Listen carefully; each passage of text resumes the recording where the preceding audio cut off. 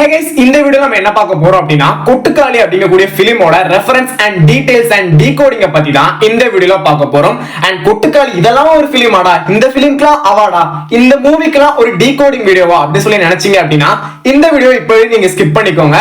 மாறா இந்த ஃபிலிமை பார்த்து நீங்க எனக்கு இந்த மூவி பிடிச்ச மாதிரி இருக்கு பிடிக்காத மாதிரி இருக்கு அப்படி சொல்லி நினைச்சீங்கன்னா உங்களுக்காக தான் இந்த ஒரு வீடியோ. ஏன் அப்படின்னா இந்த கொட்டுக்காளி அப்படிங்கக்கூடிய மூவில நிறைய ரெஃபரன்ஸ் இருக்கு அப்படின்னே சொல்லலாம். இந்த ரெஃபரன்ஸ்ல தான் இந்த கொட்டுக்காளி அப்படிங்கக்கூடிய ஃபிலிமே அடங்கி இருக்கு அப்படின்னு சொல்லலாம். சோ நான் இந்த கொட்டுக்காளி மூவில பார்த்து தெரிஞ்சுக்கிட்ட ரெஃபரன்ஸ பத்தி தான் இந்த வீடியோவை நான் ஷேர் பண்ண போறேன். சோ நான் தான் உங்கள் voice Kabi. Welcome to our Isaikadhalan channel. இங்க இருந்து இந்த வீடியோவை கிக் ஆஃப் பண்ணலாம்.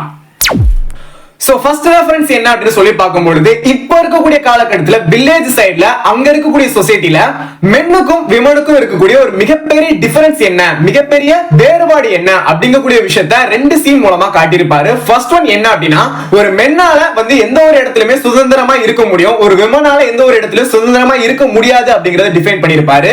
எப்படி அப்படின்னா ஒரு சீன்ல வந்து சூரிய வந்து வெளிப்புறமா யூரின் போற மாதிரி ஒரு சீனை காட்டியிருப்பாங்க. அதுவே ஒரு ஃபீமேல் அவங்களோட பேட் மாத்துறதுக்காக ஒரு உள்ள போய் காட்டுக்குள்ள போய் அந்த பேட் மாத்துற மாதிரி ஒரு விஷயத்த வச்சிருப்பாங்க. ஒரு பொண்ணு ஒருத்தங்க உள்ள வராங்க ஆட்டோக்குள்ள, அவங்க வந்து பேட் ஒன்று மாற்றணும் அப்படின்றதுக்காக ஒரு இடத்த பார்த்து நிப்பாட்டி அவங்க காட்டுக்கு உள்ள புகுந்து போயிட்டு இருக்காங்க. இவங்க டப்புன்னு இது பண்ணிட்டு அங்கேயே ஓப்பனா அடிக்கிறாங்க. ஸோ அங்கேயே ஒரு இவ்வளவு பெரிய ஒரு டிஃபரன்ஸ் இல்லை பிட்வீன் ஒரு உமனுக்கும் மென்னுக்கும்.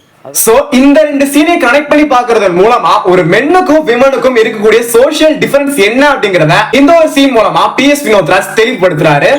ரெஃபரன்ஸ் நம்பர் 2, இந்த மூவியோட மெயின் பிளாட் என்ன அப்படின்னா, ஹீரோயின் வந்து வேற கேஸ்ட் பையனை லவ் பண்ணிருப்பாங்க. அந்த ஒரு விஷயம் வந்து அவங்களோட ஃபேமிலிக்கு பிடிக்காது அப்படிங்கிறதுனால அவங்களுக்கு வந்து அந்த ஹீரோனுக்கு பேய் பிடிச்சிருச்சு அப்படின்னு சொல்லி அவங்க ஃபேமிலிக்கு அந்த ஒரு விஷயம் பிடிக்காது அப்படிங்கிறதுனால வந்து சாமியார் கிட்ட கூட்டிட்டு போய் அந்த ஒரு விஷயத்த வந்து மறக்கடிக்கலாம் அப்படின்னு சொல்லி நினைக்கிறதா இந்த மெயின் கான்செப்டாவே இருக்கும். சோ அதுக்காக வந்து காலையில வந்து சாமியாரை பார்க்கிறதுக்காக அவங்க ஃபேமிலி எல்லாருமே ப்ரிப்பேர் ஆயிட்டு இருப்பாங்க. சோ அப்ப என்ன நடக்கும் அப்படின்னா, ஹீரோயினோட ஹேரை வந்து டைட் பண்ணிட்டு இருப்பாங்க, which means தலையை கட்டிட்டு இருப்பாங்க.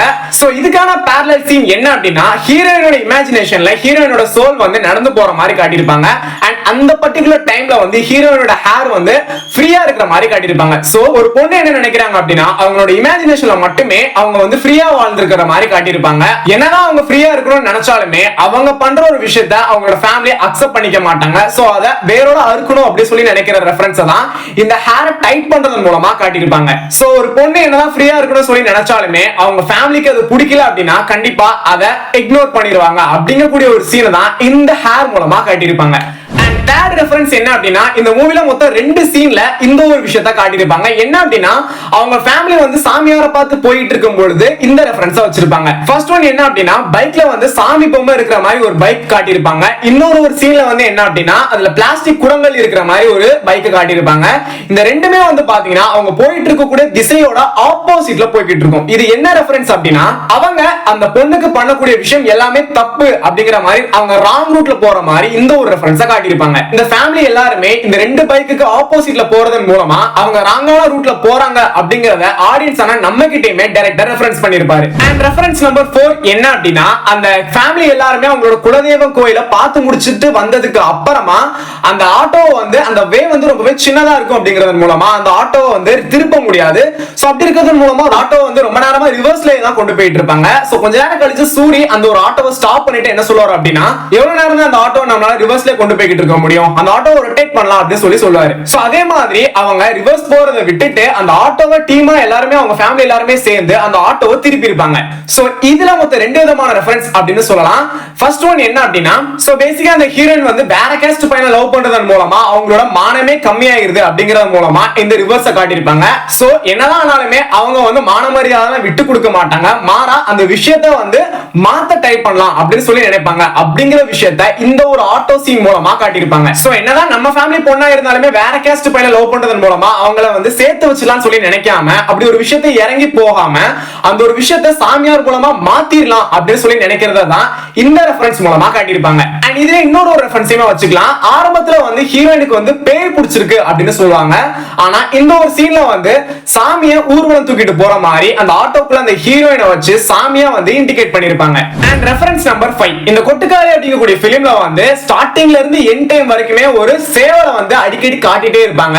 இந்த சேவலை நீங்க உத்து கவனிச்சீங்க அப்படின்னா இந்த சேவலையும் இந்த படத்துல இருக்கக்கூடிய மீனாட்சி அப்படிங்கக்கூடிய கேரக்டரையுமே வந்து சேமான ஒரு விஷயமா இருக்கும். ஃபர்ஸ்ட் ஸ்டார்டிங்ல வந்து இந்த சேவலோட கால்ல வந்து கல்ல வச்சு கெட்டி போட்டு இருக்கிற மாதிரி காட்டியிருப்பாங்க.